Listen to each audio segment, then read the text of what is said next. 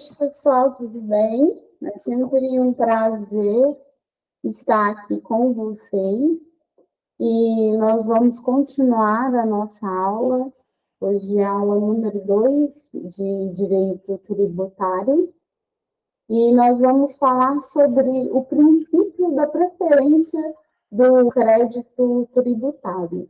O que é princípio de preferência? O que é preferência, né? Quando a gente fala de preferência, nos lembra quem tem direito a passar na frente, né? Você já viu no supermercado, tá lá, direito de preferência 60 mais, direito de preferência gestante, pessoa com deficiência, ou qualquer outro grupo especial. Então, preferência no direito, no crédito tributário também é um grupo especial. A regra geral está descrita no artigo 186 do CTN, do Código Tributário Nacional. O CTN, no artigo 186, vai dizer que o crédito tributário prefere a qualquer outro, seja qual for sua natureza ou tipo de constituição.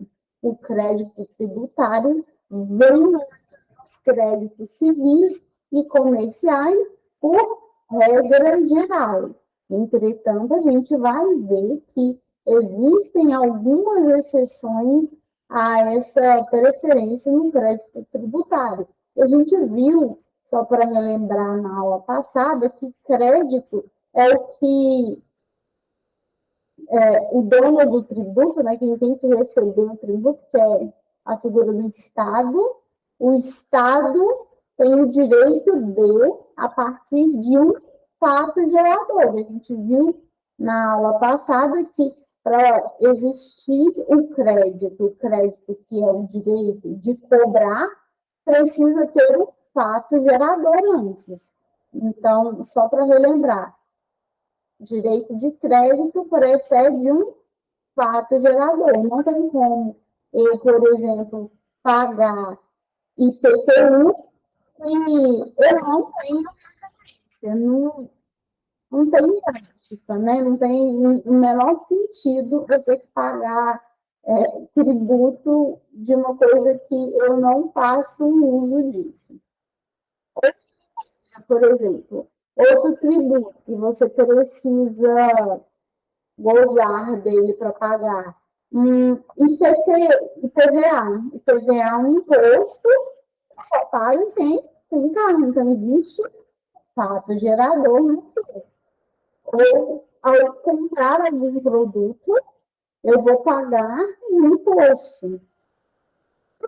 Tá, gente? O que a gente compra, nós pagamos imposto. Às vezes você não declara imposto de renda, mas você paga imposto. Sempre. Se for um mercadinho, aquele produto do mercadinho, ele paga imposto. E se ele paga imposto, esse imposto é repassado para você, porque senão o comerciante ele vai quebrar, né, se ele arcar com o pagamento desses tributos. Então, o tributo está embutido no valor final do produto. Não sei se vocês já tiveram a curiosidade, mas façam isso. A próxima vez que vocês forem no mercado, pegarem aquelas notinhas, a notinha do supermercado, quase ninguém pega, mas pegue e observe. Lá está a descrição do produto, tem tudo certinho. Lá no final da nota está lá o que você está pagando de imposto, tá, gente? Então, quando você vai no mercado, você está pagando de imposto. Imposto sobre aquilo que você está consumindo. Tem lá a descrição do valor que a gente paga de imposto. Então, não tem como. De um jeito ou de outro, todo mundo paga imposto. Mas por quê? Porque teve um fato gerador anterior. Eu tive que ir lá no mercado e comprar. Regra geral, o que precede o tributo é o fato gerador. O crédito tributário tem que ter um fato. Então, o crédito tributário prefere qualquer outro, qual seja a sua natureza, tempo ou Constituição. O que é isso aqui, gente? Créditos civis. Créditos civis, por exemplo, eu comprei de uma pessoa, a minha empresa comprou de um civil, né? Então, você tem direito de receber, mas precede, regra geral, o crédito tributário de créditos civis. O crédito, eu tenho crédito com outra empresa, eu prefiro serviço com uma outra empresa. Então, que regra geral em várias exceções, mas regra geral, primeiro paga imposto, depois paga as outras dívidas. E os comerciais. Entretanto, a gente vai ver lá para frente quais são essas exceções. Dessa forma, o crédito tributário tem preferência sobre qualquer outro, ressalvado os créditos decorrentes de legislação trabalhistas ou de acidente de trabalho. Então, crédito tributário só não vai ser superior, só não vai vir primeiro, só não vai ser cobrado, na palavra certa, só não vai ser cobrado primeiro quando a gente tiver um crédito trabalhista. Contudo, na falência, ele não se sobrepõe aos créditos extraconcursais ou importâncias que seja passível de restituição, nem aos créditos de garantia real no limite do valor do bem gravado. Ou seja, tem preferência, mas declarou falência, primeiro se paga os créditos esses concursais e o que seja passível de restituição.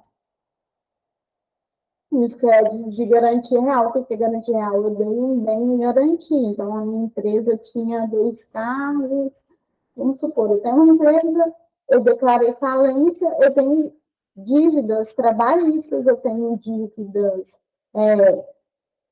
comerciais, para pegar um empréstimo, para eu fazer o que eu precisava para investir na minha empresa, eu peguei um empréstimo no banco. Aí, com esse empréstimo no banco, eu dei como garantia real 2 carros, por exemplo, que eu tinha na minha empresa. E aí, na hora que eu declarar a falência, como é que é?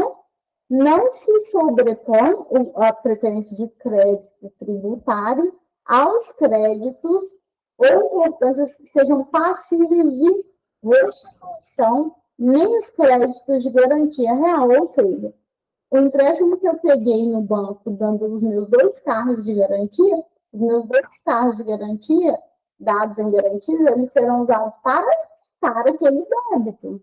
Eles não vão ser usados para pagar crédito tributário, por exemplo. Por quê? Porque é passível de restituição, de ser pago integralmente, né? Porque não tem preferência quando se trata de garantias reais. E também as importâncias passíveis de restituição. O que seria isso? Por exemplo, tem multas, né? Então, assim, também não tem preferência quando se declara falência. A gente vai voltar aos status quo do negócio jurídico. Se as partes, no caso, né, declarem falência, eu não vou ter como cumprir a minha parte do acordo, então se desfaz aquele acordo, volta-se no estado da quo, a empresa que eu fiz contrato não levar prejuízo.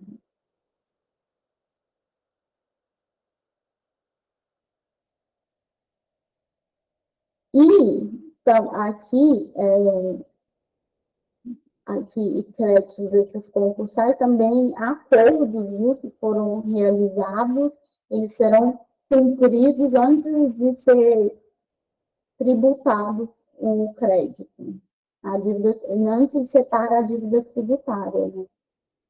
A exceção, a gente começou a falar quais são as exceções da preferência do crédito tributário. A exceção aos créditos são os créditos trabalhistas. No artigo 186 do parágrafo único, do Código Tributário Nacional vai estabelecer que créditos trabalhistas preferem ao crédito tributário natureza alimentar, proteção ao trabalhador. Exemplo, salários, férias, FGTS, e também os créditos decorrentes de acidente de trabalho. Tem prioridade absoluta. Indenizações por acidentes de trabalho, proteção, que vem do princípio da proteção da dignidade do trabalhador, recebe antes do fisco. Ok, então, tem um acidente de trabalho, ou então a minha empresa, o exemplo da empresa, a empresa faliu, tinha 30 funcionários, para pagar as rescisões, todas as dívidas trabalhistas, vai ser usado o patrimônio que essa empresa tem, os créditos que ela tem a receber, se tiver algum crédito a receber, todo esse valor vai ser usado primeiramente para quitar os créditos trabalhistas, os débitos trabalhistas e os débitos decorrentes de acidentes de trabalho. No caso, os débitos que a minha empresa tem, tá, gente? Aí é crédito do trabalhador, créditos trabalhistas. Crédito para quem vai receber, igual o fisco. O fisco vai receber, então, ele tem um crédito tributário. Ele pode, eu devo para ele. Então, é crédito para quem vai me cobrar e para mim, enquanto empresa, é um crédito.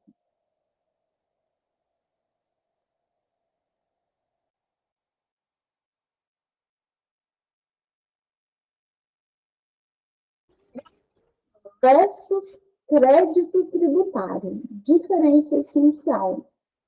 O que é o tributo? O tributo é uma obrigação prevista em lei. A gente viu isso na aula passada, que não existe tributo, não existe fato gerador, não existe obrigação, sem lei prévia que a estabeleça. E a lei também não retroage, tá? Não sei se eu falei isso na aula passada, mas se não falei, está falado. A lei nunca vai retroagir para prejudicar. Ela só retroage quando é para beneficiar. Se a lei vai beneficiar alguém, ela é retroativa. Para prejudicar, nunca, no caso, créditos trabalhistas, o tributo nunca é para beneficiar, pelo menos inicialmente, no plano ideal, ele vai beneficiar enquanto sociedade. O tributo ele tem que ser revertido para a sociedade como um todo. Aí, se está oferecendo bem-estar, né? Se o governo está oferecendo bem-estar para a população, se esse tributo está voltando para a origem, que somos nós, população, nós enquanto sociedade, esse tributo está sendo usado para melhorar o bem-estar social ou não, é conversa por uma outra hora. Mas os tributos, todos os tributos arrecadados e cobrados deveriam voltar para como bem-estar social, bem-estar coletivo para o cidadão que pagou esse imposto, ou seja, todos nós, né, porque todos nós pagamos impostos, direta ou indiretamente. Então, precisa. Qual é a diferença? A obrigação prevista em lei. O crédito tributário, direito do fisco cobrar. Então, o crédito tributário vai nascer de um fato gerador. Se tem um fato gerador, nasce o direito do fisco de cobrar essa dívida. E ele tem um prazo para cobrar essa dívida. São de 5 anos, mas a gente vai ver isso mais para frente. Ele tem um prazo para cobrar essa dívida. Por exemplo, vamos dar o exemplo do PTU, né? O tributo nasceu quando? Pela lei. Então, né, tem a lei lá que todo mundo que tem uma residência, é proprietário de uma residência, tem que pagar IPTU. Beleza. E precisa de quê? Do fato gerador, do tributo tá ali. Aí, tributo, fato gerador, comprei uma casa. Do fato gerador nasce um crédito tributário, direito do fisco me cobrar, porque agora eu tenho uma propriedade. Se eu tenho uma propriedade, eu tenho uma obrigação de pagar o IPTU. A constituição do crédito tributário. O crédito tributário é constituído pelo lançamento. Está lá no artigo 142 do CTN. Conceito de lançamento, artigo 142 do Código Tributário Nacional. O lançamento é o procedimento administrativo tendente a verificar a ocorrência do fato gerador, determinar a matéria tributável, calcular o montante do tributo devido, identificar um sujeito passivo e, sendo o caso, propor a aplicação da penalidade cabível. A natureza jurídica do lançamento, procedimento administrativo, atividade vinculada, obrigatória, declaratória. Não cria o tributo, apenas o formaliza. Vamos, então, destrinchar o que seria cada uma dessas naturezas, da natureza jurídica desse lançamento. Então, o que é lançamento? É o processo administrativo que verifica a ocorrência do fato gerador. Eu vou continuar no exemplo do imóvel. Qual é o fato gerador que ocorreu a cobrança do IPTU? Compra de um imóvel. Então, eu comprei um imóvel. Aí, depois que eu comprei esse imóvel, o que faz o fisco? Ele fiscaliza. Ele verifica se ocorreu esse fato gerador. Ocorreu esse fato gerador? Então, vou determinar a matéria tributável. Qual que é a matéria tributável na compra de uma casa? O IPTU. Aí ele vai calcular o montante desse tributo. O IPTU é calculado na base do metro quadrado. Como é que é feito esse cálculo do metro quadrado? Inicialmente é pelo que você declara, né? Lá na hora que você vai comprar um imóvel, você precisa, se sua escritura pública estiver irregular, vai estar lá. Natália adquiriu um imóvel.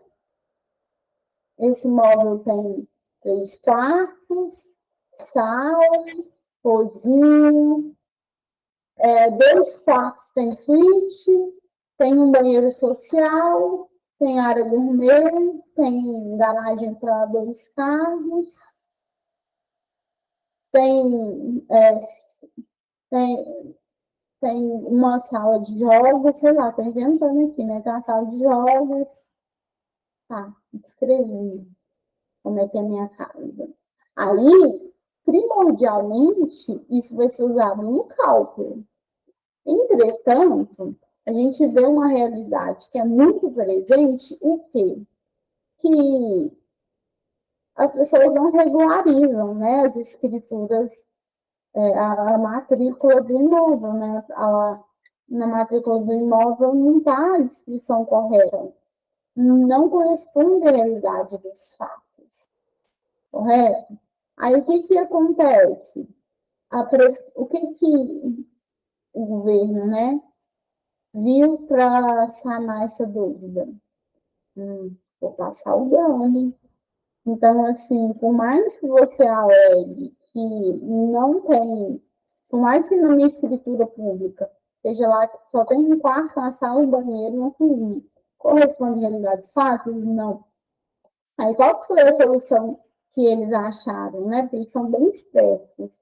O que o governo falou assim, será que vocês não vão declarar? Peraí que eu vou conferir. Eu vou tirar a prova dos 9. Então, o que eles fazem? Tem um drone. Eles passam com o drone e vão verificar. Se tiver telhadinho na sua casa, eles vão contar com a área crescida, a área construída. Aí sim, lá na matrícula do imóvel, está falando que tem 20 metros de área construída e tem um telhado em 30 metros, vai ser calculado, o montante a ser calculado no tributo vai ser da área que está coberta em 30 metros. Não daquilo que você declarou lá na matrícula, aquilo que consta lá na matrícula do imóvel, aquilo que consta lá na descrição do seu imóvel. É por isso que, às vezes, muitas das vezes, a gente trabalha com imóvel, essas coisas que mexem com a declaração, a gente vai pegar lá e fala assim, por que a discrepância do valor declarado, valor venal do imóvel, e porque o valor venal desse imóvel é declarado pela pessoa que comprou esse imóvel. E o que tem, o que você paga de PTU? Às vezes é incompatível, mas por quê? Porque tem esse monitoramento. O fisco percebeu que você está mentindo para ele, que talvez não seja aquilo, ele não tem como entrar nessa casa, ver se realmente tem só um quarto, uma sala e um banheiro, mas eles têm a forma de fiscalização dele. Aí, então, o fisco calculou um montante que é cabível de tributação, beleza? Identificou os metros quadrados construídos no imóvel, que tem de área, e fez o cálculo lá. Eu devia pagar R$ 500 de IPTU anualmente. E vai identificar qual que é o nome do proprietário. Tá lá, Natália Neves. Então, eles vão colocar tudo bonitinho, porque é o que precisa do procedimento administrativo, né? Ok. E fazer a declaração, porque não cria tributo apenas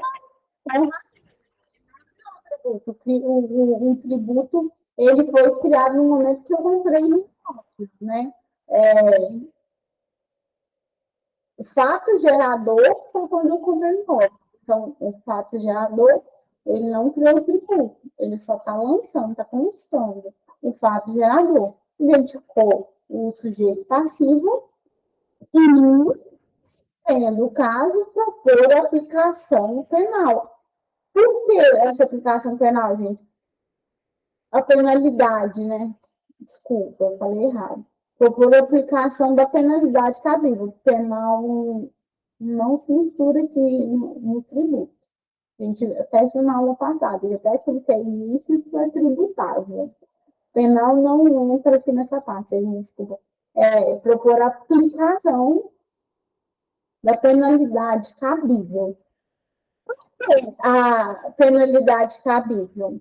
Porque se na hora de fazer o lançamento constar que tem, por exemplo, tem 2 anos que eu não pago o IPTU, aí eles vão ver 2 anos de atraso, vou aplicar a multa pelo atraso. E isso acontece muito, gente, por exemplo, em terrenos abandonados, ok? Tem cidades que isso é feito de maneira muito mais rigorosa. Por exemplo, vocês já viram aqueles terrenos que a gente fala que é terreno baldio, não é baldio, às vezes tem proprietário. Tem terreno lá que está lá, tem mato crescendo até metros afins. Uma tagal lá dentro já. E aí, o que a prefeitura faz? Ele vem identificar o sujeito passivo daquele terreno, porque ele tem a obrigação de quê? Tem a obrigação de zelar pelaquela propriedade dele. E aí, cada ano que passa, se aplica, né? Se você não tem a utilização, porque toda propriedade ela tem que ser útil. Propriedade tem que ter caráter de utilidade, porque senão você pode sofrer um escorpião. Tem que ter finalidade útil. A propriedade não tem finalidade útil da propriedade. Em alguns estados, tem escalonamento do custo que você vai pagar de IPTU. Pelo, pelo seu imóvel ser inútil, pela sua propriedade ser inútil, você vai pagar a mais de tributo. Justamente porque eles querem forçar que você torne aquela propriedade útil. Então, vai lá a penalidade aplicável. Vamos voltar para o meu caso aqui. Já tem 2 anos que eu não pago o IPTU. É cabível a penalidade? Sim, por quê? Porque eu não paguei. Então, eu vou ter que pagar juros, a correção monetária, beleza. Passou 2, 3 anos, 4 anos, 5 anos, 6, 7, 8 anos. E aí, o que acontece? Dentro do prazo de 5 anos, o fisco, ele fez o quê? O dever de casa. Ele fez um processo administrativo, um procedimento administrativo. O que foi esse procedimento administrativo? Ele fez a verificação do que estava em atraso, identificou o sujeito passivo, aplicação da penalidade cabível, tem um caráter obrigatório. Por quê? Porque se eu tenho uma propriedade, o caráter obrigatório é pagar o IPTU. E aí fez esse lançamento desse crédito. Esse crédito, ele pode o quê? Ser executado, virar uma ação de execução de crédito tributário. A gente vai ver mais à frente. Mas para fazer essa execução na via judicial de crédito tributário, tem que haver primeiro esse lançamento, o lançamento desse crédito tributário. E para lançar, procedimento administrativo, de colher todas essas informações, a atividade vinculada, no caso do imóvel, é ter um imóvel, a obrigatoriedade é de pagar do IPTU, e aí você precisa de uma declaração, da declaratória. O que é? Apenas formaliza tudo isso. Vai ter que formalizar que eu estou devendo, quem sou eu, qual a matéria tributável, qual que é o montante tributável.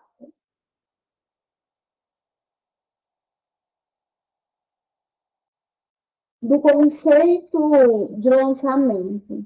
Elementos do lançamento. O lançamento envolve a verificação do fato gerador, o cálculo do tributo, a identificação dos contribuintes, a formalização do crédito. Todos esses passos são indispensáveis. Eu acabei de discorrer sobre isso com vocês.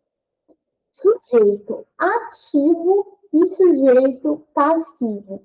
Quem é o sujeito ativo? Os entes tributantes. Quais são esses entes tributantes?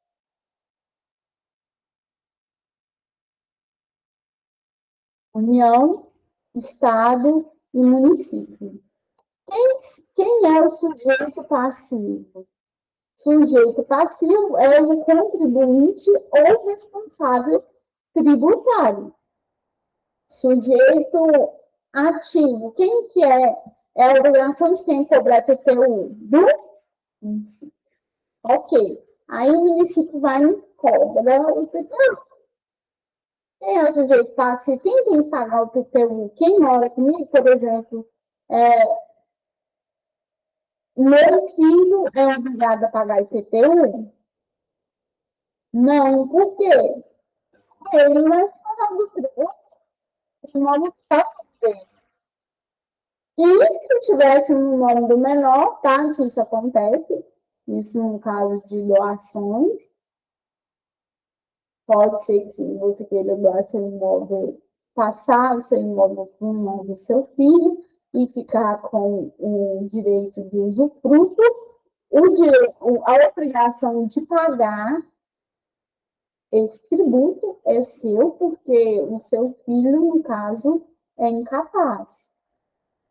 E aí, no caso dele ser incapaz, responde o tutor legal, no caso, os pais.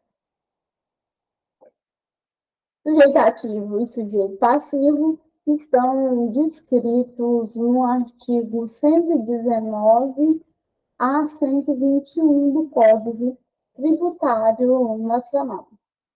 Aí, assim, gente, só porque eu entrei nessa questão, dei o exemplo do imóvel caminhão do filho menor,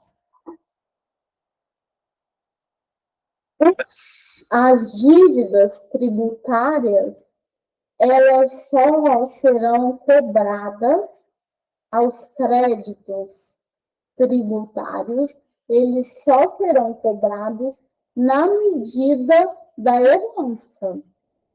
Às vezes, deu o exemplo do IPTU, né? Não raramente, tá, gente? Isso acontece. A pessoa não paga o IPTU, nunca pagou o IPTU, agora um pouco mais difícil, a fiscalização está um pouco mais rigorosa, mas já aconteceu. Já vi casos de pessoas que passaram assim 10, 20 anos sem pagar IPTU. E aí a pessoa falece e tem que fazer o quê, gente? Isso mesmo, inventário. E para você fazer inventário, você tem que regularizar todas as dívidas. Por quê? Porque primeiro paga-se a dívida e, se sobrar, se divide o saldo positivo que tiver.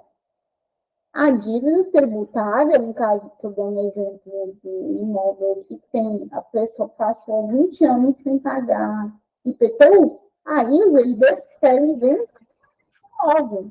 Mas para vender, tem que fazer o quê? Pagar esses 20 anos de IPTU atrasado. Vamos supor que não vai dar para pagar. Os herdeiros não têm, né? Eles não têm esse dinheiro para pagar os 20 anos em atraso. Eles podem vender também, por exemplo, cobrança que é a casa para quitar esse débito tributário e o restante de herdeiros. Mas vamos supor que não sei, a casa não vale nem o que está sendo cobrado de tributo, pode ser juros, multas, não sei. Vamos só imaginar esse cenário. E não deu para pagar. Não deu para pagar os créditos tributários. Os créditos tributários vão ser só na medida da herança. Os herdeiros não pagam pela dívida da pessoa falecida. Ok? Prosseguindo, então, a gente vai ver das espécies de lançamento. Quais são essas espécies? O Código Tributário Nacional prevê 3 modalidades de lançamento: lançamento de ofício, lançamento por declaração, lançamento por homologação. Essas modalidades estão escritas do artigo 147 a 150 do CPM. O lançamento de ofício ele é realizado diretamente pela autoridade administrativa sem a participação do contribuinte. Quais são esses exemplos? IPTU, IPVA, as taxas em geral. Eu comprei um imóvel, a própria autoridade administrativa já gera um tributo para me pagar. Essa obrigação é gerada automaticamente. Então, esse lançamento é de ofício. O único faturador que eu preciso contribuir é com o imóvel. Hipóteses do lançamento de ofício ocorre quando a lei assim determina, um contribuinte é omisso, a fraude, dolo ou ação. Se a lei determinar, no caso do IPTU, tudo bem. Mas pode ser de ofício também, porque quando o contribuinte é omisso, ele não declara. No caso de, aqui, contribuinte omisso, a fraude, dolo ou simulação, isso acontece bastante na declaração de imposto de renda. Já viu isso? Então, já viu aquela expressão, você caiu na malha fina do leão? Tá na malha fina é o quê? Porque de acordo com o que você declara no imposto de renda, o fisco vai ver se você está omitindo ganhos, se você está omitindo patrimônio, se você está tentando fraudar, fingir que fez uma coisa que você não fez. Por exemplo, empréstimos, você está alegando que você emprestou.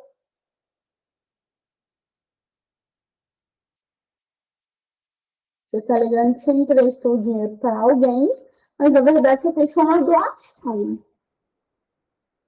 Ah, eu emprestei o dinheiro para o meu filho. Mas você não tem intenção nenhuma de comprar, mas é nada de você declarar no imposto de renda. O que você fala? Você fala que foi um empréstimo, porque o empréstimo não gera o tributo de ITCMD. O que é? Imposto de transmissão, causa mortes ou doação, no caso aqui que eu dei o exemplo do pai para o filho, foi o que? Foi uma doação. Aí você teria que pagar um imposto diferente. Mas aí você fala assim, não, não vou fazer isso, não quero pagar. Aí você simula a uma fraude. Você fala que foi um empréstimo, porque empréstimo você não é a obrigação de pagar o imposto. Você ainda não teve lucro, é cobrar imposto de renda, é cobrado em cima daquele lucro, né? No caso, do empréstimo. Não teve esse lucro. Desde a simulação também pode ser inúmeras possibilidades. Eu dei o exemplo do imposto de renda, quando há essas alterações, que a população, nossa, caiu na malha fina do imposto de renda. O que isso quer dizer? Porque é de ofício esse lançamento. Não precisa da sua autorização para lançar esse crédito tributário. Se a Receita Federal entender que você omitiu alguma coisa ou tentou fraudar alguma coisa, tem um lançamento de crédito tributário. Assim, não, isso aqui está errado. Você me deve tantos X reais por essa transação aqui, porque você omitiu isso daqui. Então, crédito tributário, crédito tributário. Agora, você não deve mais, você não pagou sobre tanto, mas você não pagou nada. Tem que me pagar a diferença, porque é sobre, não é X, é sobre Y que você tem que me pagar. Então, esse lançamento é de ofício.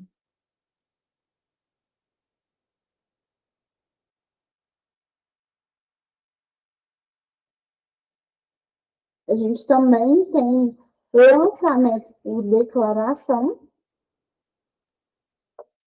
O contribuinte fornece informações e o fisco realiza esse lançamento. Exemplos, o ITCMD. O ITCMD, que eu acabei de dar um exemplo, né? Tem um imposto de transmissão, causa mortes ou doação. O que é esse imposto? O imposto de transmissão, causa mortes ou doação, ele precisa de um fato gerador. O que é esse fato gerador? O fato gerador, no caso da causa mortes, é a morte da pessoa, né? A morte do inventariante. Aí do inventariado. Inventariante é a pessoa que vai receber. Inventariado. Quem que é esse inventariado? A pessoa que faleceu. Vou dar um exemplo. Meus pais falecem. E aí, qual que é o fato gerador?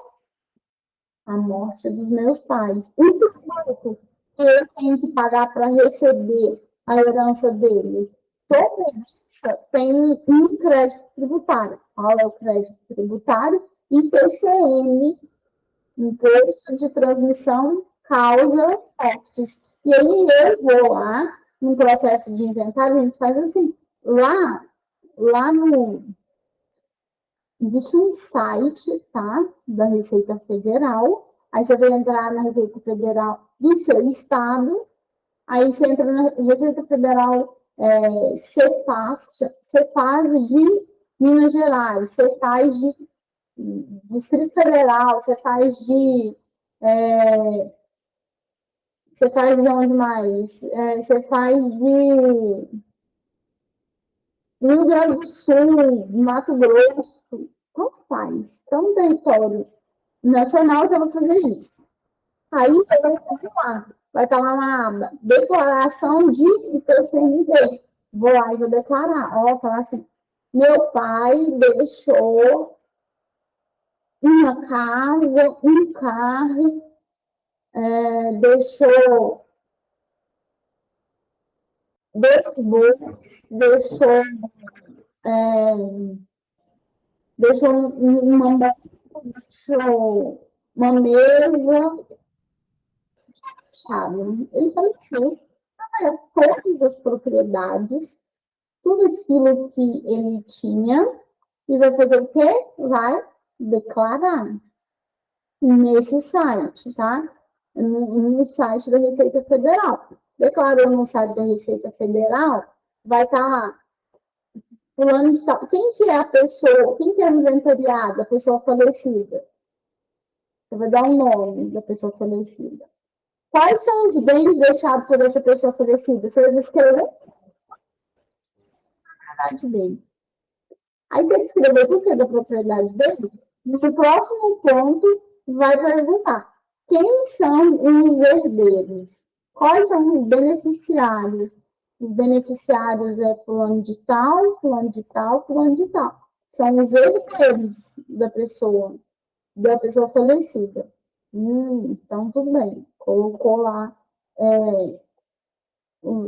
da pessoa falecida. Aí, por que vai perguntar naquela declaração? Agora, escrevam os valores dessas propriedades. Aí, é o quê? O lançamento por declaração. Porque declarar quanto vale. Nessa propriedade, a casa que meu pai deixou vale 200 mil reais. Acho que vale 200 mil reais. Aqui você tem um ponto de ação, porque lançamento por declaração, ok? O quanto eu vou, enquanto contribuinte, esses dados. Só que o que acontece? Muita gente, querendo pagar menos imposto, declara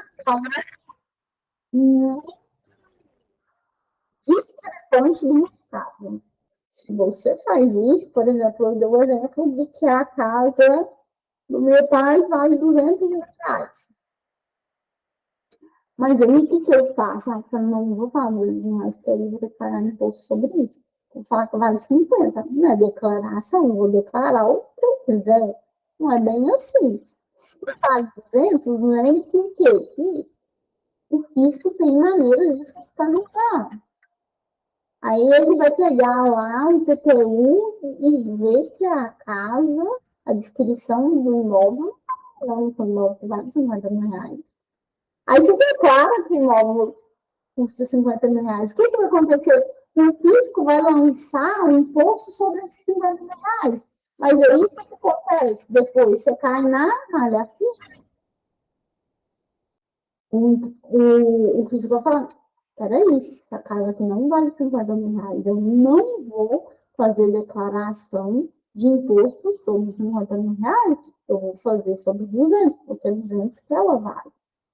Então, quando o contribuinte vai fazer essa declaração, é bom tomar muito cuidado para quê? Você não querer tirar uma vantagem excessiva. Você vai declarar uma coisa que está fora da realidade do mercado. Você até pode declarar aquilo que não é correto, mas se você fizer isso de forma discrepante, o fisco vai ter formas de fiscalizar. E aí, né, voltando, eu vou fazer a declaração certinha, porque eu não quero ter problema com o fisco. o imóvel vale 200 mil, eu falei que ele tem mais, ele tinha gado, e esse gado junto vale 20, mais 20 mil, então 220, e aí ele tinha um carro de 50 mil reais, aí já deu 270, e ele tinha mais uma moto, e essa moto vale 30 mil reais. E aí, então, quer dizer que o patrimônio dele era de 300 mil reais. E aí, eu declarei isso lá, né, para fazer a guia pagamento de TCMD, porque para fazer inventário é obrigado a pagar esse tributo. Aí eu paguei esse tributo. Como é que foi cobrado esse tributo? Em cima do que? Declarei, das informações que eu forneci. Que é um imposto territorial rural. Eu vou declarar quanto vale um imóvel, né, rural. Então, eu vou, um imóvel rural vale 1 milhão de reais. Aí eu vou lá e declaro. O imposto é cobrado em cima da minha declaração. A responsabilidade da declaração. Declaração incorreta. Eu acabei de falar sobre isso. Às vezes as pessoas querem tirar vantagens, querer mentir para o fisco. Falar que uma coisa vale aquilo que ela não vale. No caso, para menos, né? Ninguém vai declarar mais do que vale. Mas declaração incorreta, já que o lançamento pode ser revisto. Isso acontece, o fisco fala assim, desculpa, isso daí não vale 50 mil, passa pela revisão. E aí, o que acontece? Sabe o que é tão prejudicial se você faz uma declaração incorreta? É porque o fisco vai calcular. Aí, às vezes, no caso que valia 200 mil, o fisco vai olhar e essa casa vale 400. Olha só o prejuízo que você levou de 200 mil. O seu imposto vai calcular 200 mil a mais. Então, assim, lógico que dá para ter restituição depois, se o fisco calcular para mais errado, mas é uma dor de cabeça. Então, responde por informações falsas. O artigo 147, parágrafo 1º do Código Tributário Nacional. Lançamento por homologação. O que é esse lançamento por homologação? O contribuinte calcula, apura e paga antecipadamente. E o fisco homologa posteriormente. Isso pode acontecer, por exemplo, acontece não raramente no IPCMD ou no IPR, aí você não espera o fisco conferir, você já paga baseado naquilo que você, pelo cálculo que você já fez. Aí eu vou declarar o IPCMD, vou dar o exemplo do imposto de transmissão causa-mortes, ou imposto de transmissão causas doação, que é o IPCD, eu calculo, com base no que aqui é cobrado, aqui no caso do exemplo de Minas Gerais, pego quanto de imposto que eu pago sobre isso, de TCMD. Eu fiz a declaração correta? Se eu acho que eu fiz a declaração correta, tem lá a aba lançamento por homologação. Aí eu lanço, ele gera guia de pagamento e depois o fisco vai conferir. Ele conferiu, vai só homologar, ele não vai falar que você tem que pagar, você vai fazer o cálculo baseado naquilo que você declarou e vai fazer o pagamento. Se não estiver correto, o fisco vai homologar. Se não estiver correto, o lançamento vai ser revisto.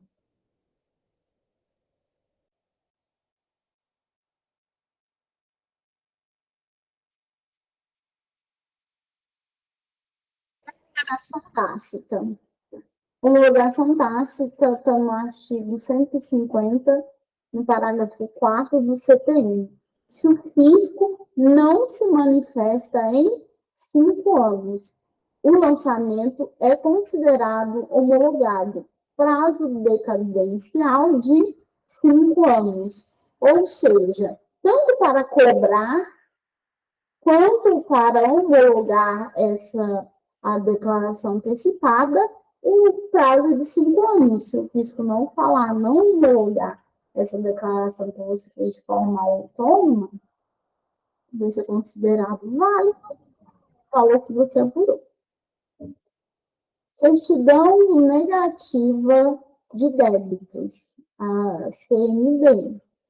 O artigo 205 e 206 do Código Tributário Nacional. A finalidade, comprovar a regularidade fiscal do contribuinte. Os tipos são, a certidão negativa de débitos e a certidão positiva de efeitos negativos. O que é isso? Essa certidão negativa, a tradicional é a certidão negativa de débito quando você não deve nada. Você não deve nada para o fisco, vai estar lá. Certidão negativa de débito. Mas, se você deve, aí deu um exemplo de inventário, né? Vamos voltar lá naquele exemplo que eu dei. Você está devendo 20 anos de IPTU. Está devendo muito, mas os herdeiros não querem vender o bem para pagar tributo. Eles vão pagar, eles vão arcar com isso e depois eles vão dividir. Vão vender o imóvel e, né, e vão dividir esse dinheiro. O que pode ser feito, então? Porque lembre que para fazer um inventário, eu preciso dessa certidão negativa de tributo. Eu vou no fisco, vamos dar um exemplo. Aí a casa que meu pai deixou tá devendo IPTU. Já tem 5 anos que ele não paga IPTU. Eu tenho dinheiro para pagar 5 anos de uma vez. O que eu faço? Eu faço um parcelamento desse débito. Eu vou lá e falo assim, olha, agora eu sou inventariante, eu quero parcelar. Vocês parcelam para mim? Tudo bem. O fisco fala assim, beleza, eu vou parcelar. Mas lembre-se que até eu pagar, não vou ter uma certidão negativa de débito. Aí eu parcelei em 6 vezes. Aí então quer dizer que o inventário não está parado 6 meses? Não, isso quer dizer que quando eu parcelar, o fisco vai me dar uma certidão positiva com efeitos de negativa. Quer dizer que o quê? O que está acontecendo? O débito está parcelado, a exigibilidade está suspensa, a execução fiscal garantida. Suspensão da exigibilidade do crédito. Artigo 151 do CPM.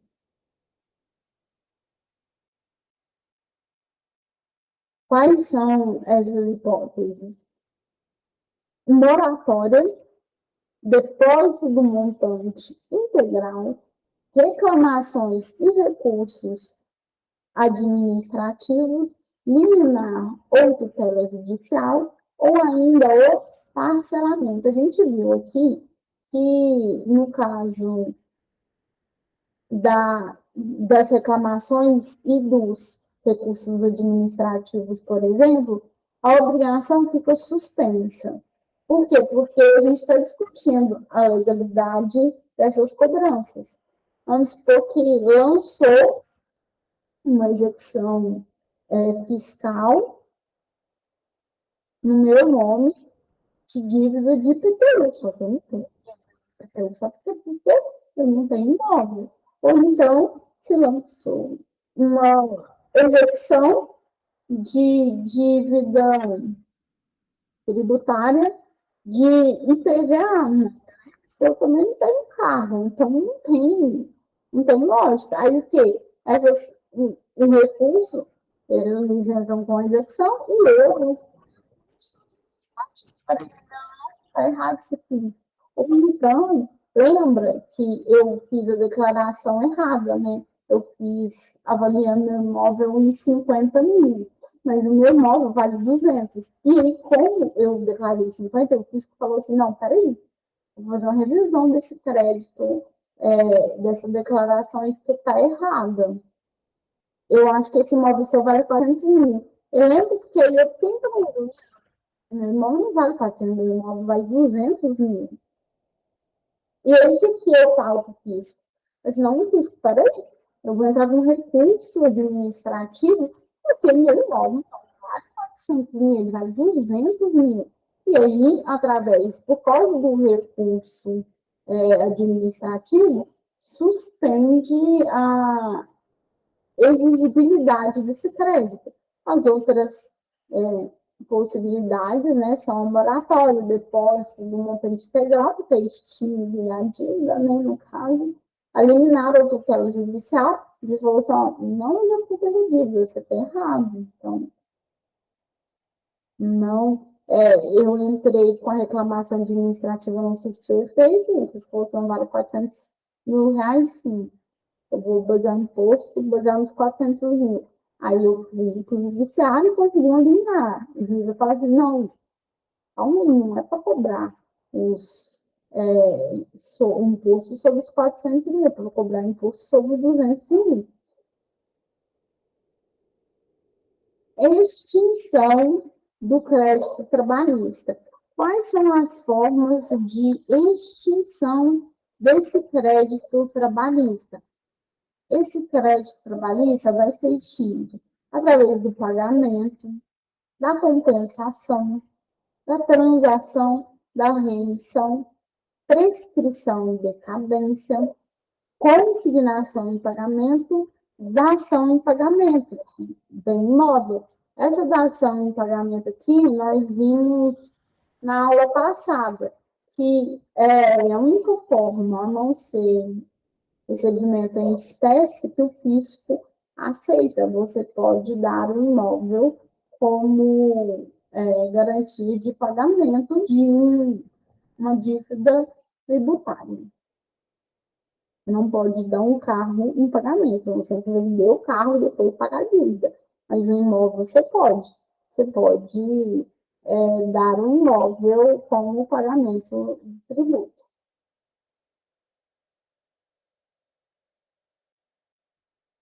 Prescrição em decadência, quando passa dos 5 anos e o fisco não executou essa dívida, não fez a execução do crédito trabalhista, depois de 5 anos ele não pode fazer isso.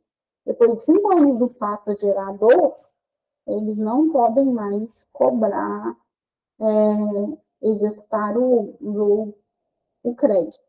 Diferente, vou dar uma explicação, por exemplo, aquele exemplo que eu dei, que deve 20 anos. Aí você vê assim, se é 5 anos, então como é que está cobrando 20 anos? Porque no exemplo a gente pode, como é que a gente pode validar essa dívida de 20 anos? Porque nada que deu 4 anos, 11 meses e 21 dias, eles entrou com uma execução. Aí a execução está correndo. Aí, continuei sem pagar, correto? Na hora que deu os outros 4 subsequentes, 11 meses e 28 dias, o fisco entrou com outra execução. Aí, o que acontece? Não prescreve, né, a dívida. Por quê? Porque eles executaram em até 5 anos. Não prescreveram o direito de executar a dívida. Mas, se não executou, tem extinção do crédito tributário. A remissão, transação, compensação, no caso, seria até ou a compensação financeira do imóvel, o pagamento, né, através de espécie, são todas formas de extinção do crédito tributário. A exclusão do crédito tributário. O artigo 175 do CTN dispensa o pagamento e não afasta as obrigações acessórias na hipótese de isenção ou anistia. A isenção no crédito tributário, por exemplo. Eu vou usar o exemplo até do ITCMD. Acontece que aí vai de estados, ok? Cada estado tem uma regulamentação diferente. Aqui em Minas Gerais, até um certo valor, que é o F, o UFMG, que é o UFMG, o FEMG, tem uma moeda própria. Até certo valor de moeda, vou dar um exemplo aqui, 40 mil, você está isento de pagar o imposto de ITCMD. O que esses 40 mil representam? Mais ou menos 360 mil reais, se todos os bens da pessoa falecida não ultrapassarem 360 mil reais, no caso, ele só tem um imóvel, tem algumas regras, tá, gente? Mas assim, vamos supor que ele se todas as regras. Ele só tem um imóvel, não tem outro imóvel a ser inventariado, só tem um imóvel. Esse imóvel vale 200 mil e ele só tem mais um carro de 60 mil, está lá dentro, tá dentro do valor. Tá dentro do valor, o fiscal assim, beleza, então você precisa fazer o quê? Pagar o TCMD. Você é isento de pagar o TCMD. Mas aí, então, a regra serve para a mesma coisa? Se eu tenho se meu pai deixou uma casa que vale R$ 1 milhão, é só uma casa também, mas antes que passou do valor, existe um valor. Se você não atingir esse valor, você é isento. Ou então, no caso da anistia, que aí você não paga imposto em algumas situações. Essas situações são determinadas por regulamentação prévia, tá?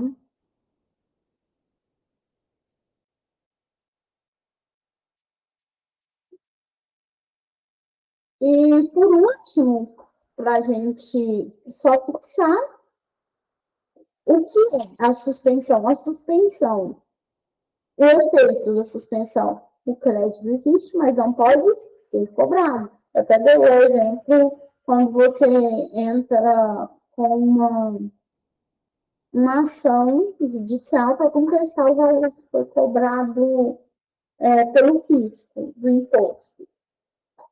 Aí eles falam, suspende até a gente definir lá no processo. Beleza, então, crédito existe, mas não pode ser cobrado. A extinção, o crédito deixa de existir. A exclusão, o crédito não chega a ser exigido. A exclusão, eu dei até o exemplo de que se o limite dos bens a serem inventariados for até X, e você seguir algumas regras, você não paga, você tem a exclusão, o crédito não chega a ser limitado, você não precisa pagar o TCMD. Você está isento de pagar o TCMD. Por hoje é só, pessoal. Para mim é sempre um prazer estar aqui com vocês. A gente se encontra na próxima aula.